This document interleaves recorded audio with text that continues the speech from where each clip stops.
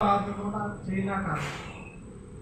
അപ്പൊ ആ കർമ്മം ചെയ്യുന്നതിലൂടെ അയാളുടെ ബന്ധനസ്ഥനാവും. ഏത് വിധത്തിൽ അദ്ദേഹം അതിൽ നിന്നൊരു പ്രതീക്ഷ അദ്ദേഹത്തിന് വെക്കും. എന്നൊരു പ്രതീക്ഷ, ഇതിലെന്തെങ്കിലുമൊക്കെ എനിക്ക് കിട്ടും, ഇനി എൻ്റെ ഈ പ്രശ്നം സോൾവ് ചെയ്യണം, അതിനുവേണ്ടി ഞാൻ നല്ലതും ചീത്തയും നോക്കില്ല, ഇന്നൊരാളെ കൊന്നിട്ടാണെങ്കിലും ഞാൻ ഈ പ്രവൃത്തിയെ സക്സസ് ആക്കും.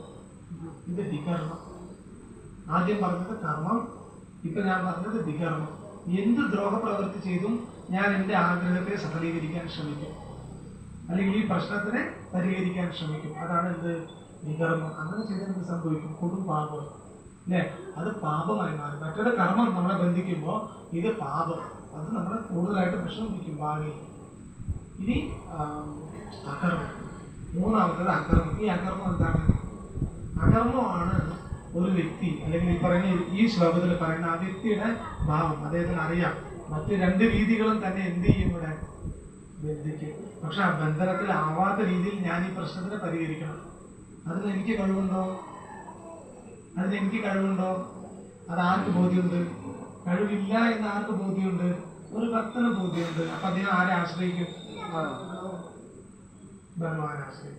ഭഗവാനെ ആശ്രയിച്ചുകൊണ്ട് ഭഗവാൻ നിർദ്ദേശിക്കുന്ന രീതിയിലുള്ള പ്രവർത്തനങ്ങളിലേക്ക് അദ്ദേഹം ഇറങ്ങുന്ന സമയം അതിന് പരിഹാരം കാണപ്പെടുന്നു. ആ പരിഹാരങ്ങൾ എന്ത് ചെയ്യുന്നില്ല? അദ്ദേഹത്തിന് ഇവിടെ ബന്ധിക്കുന്നില്ല.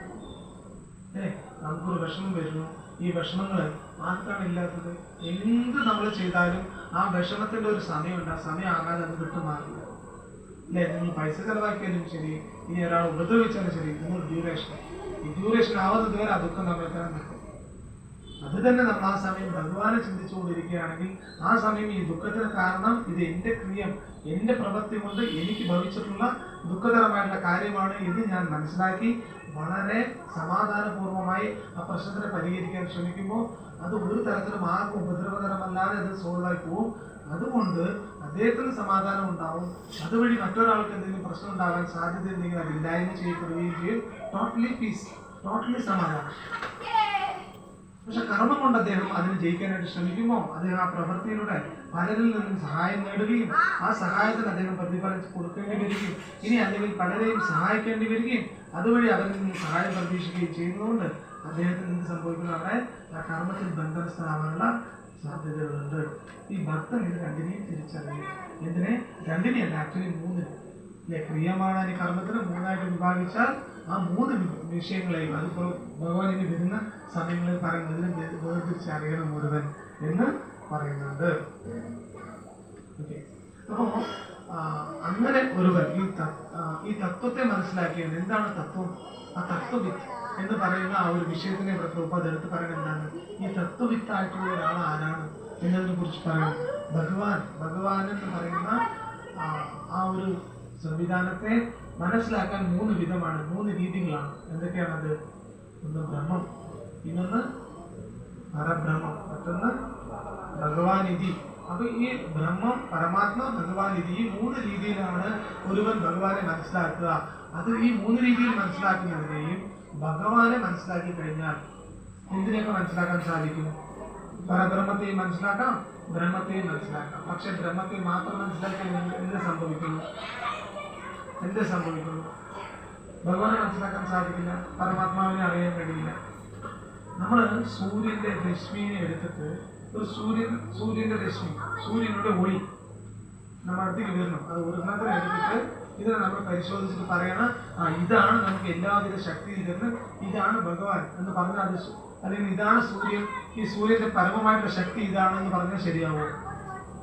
അതുപോലെയാണ് ഭഗവാനിൽ നിന്ന് വരുന്ന ഒളി. ആ ഒളിയുടെ ഒരു എന്താ പറയാ, പ്രകാശമായിട്ടുള്ള രൂപമാണ് എന്ത്? ഈ ബ്രഹ്മം.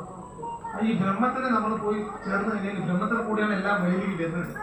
ഒരു എൻട്രി അതിൽ കൂടിയാണ് കിട്ടുന്നത് എല്ലാവർക്കും. കാരണം ഈ ബ്രഹ്മം എന്ന് പറഞ്ഞൊരു ബൗണ്ടറിയാണ്. എന്തിന്റെ ബൗണ്ടറി? ആധ്യാത്മിക ലോകത്തിന്റെ ഒരു ബൗണ്ടറിയാണ്. ഈ ബ്രഹ്മത്തിന് അപ്പുറത്ത് അന്ധകാരമാണ്. ആ അന്ധകാരത്തിനകത്ത് പ്രകാശം കൊടുക്കണമെങ്കിൽ എന്ത് വേണം? സൂര്യചന്ദ്രന്മാർ വേണം, വൈദ്യുതി വേണം. ഈ ബ്രഹ്മത്തിനകത്തേക്കാണെങ്കിൽ എന്ത് വേണ്ട? അവിടെ എല്ലാവരും സ്വയം പ്രകാശിക്കുന്നവരാണ്. എനിക്കൊരു സ്ഥലത്തേക്ക് പോകാൻ അവിടെ എല്ലാം പ്രകാശിക്കുന്നതായതുകൊണ്ട് അവിടെ എന്ത് ആവശ്യമില്ല? പ്രകാശത്തിന് പ്രത്യേക വസ്തുക്കളുടെ ആവശ്യമില്ല. മാത്രമല്ല ഭഗവാന്റെ ശരീരത്തിൽ നിന്നും വരുന്ന ആ ഒരു അത്യുജ്വല തേജസ് എല്ലാ ലോകത്തെയും പ്രകാശമാനമാക്കി സകല വൈകുണ്ഠങ്ങളും പ്രകാശപൂരിതമായി കാണപ്പെടും. പക്ഷെ അതിനൊരു ലിമിറ്റ് ഉണ്ട്. എവിടെയാണ് ഈ ബ്രഹ്മം പറയുന്നതിന്റെ ഒരു ലിമിറ്റ്, ആ ബ്രഹ്മജ്യോതി വരെ. ആ ജ്യോതി ഒരു പ്രകാശിക്കുന്ന ഒരു നമുക്ക് ഇവിടുന്ന് സൂര്യനെ നോക്കുമ്പോൾ എന്ത് മാത്രമായിട്ട് കാണുന്നു? എന്തായിട്ടാ കാണുക? നമ്മളിവിടുന്ന് സൂര്യനെ നോക്കുമ്പോൾ ഒരു ഗോളം അല്ലെ? ആക്ച്വലി അതൊരു ഗോളമാണ്. അതിൻ്റെ അടുത്ത് പോകാൻ പറ്റുമോ? അത്രയ്ക്ക് താപമാണ്. അതുപോലെയാണ് ഈ എന്താ പറയുക ബ്രഹ്മജ്യോതി എന്ന് പറയുന്നത്. നമുക്ക് ധ്യാനം ചെയ്യുന്ന സമയത്ത് നമുക്ക് ആ ജ്യോതിയുടെ ആ പ്രകാശത്തിനെ മാത്രം നമുക്ക് എടുക്കാൻ പറ്റും. പക്ഷെ അതിന് പൂർണ്ണമായിട്ട് റിയലൈസ് ചെയ്യാനും കൂടെ പറ്റാറില്ല. അപ്പൊ ആ ബ്രഹ്മത്തിനെ ചിന്തിക്കുന്ന ഒരു വ്യക്തിക്ക് ഒരിക്കലും ആ ബ്രഹ്മത്തിന്റെ കാരണമായിട്ടുള്ള ഭഗവാനെ മനസ്സിലാക്കാൻ സാധിക്കില്ല. അപ്പൊ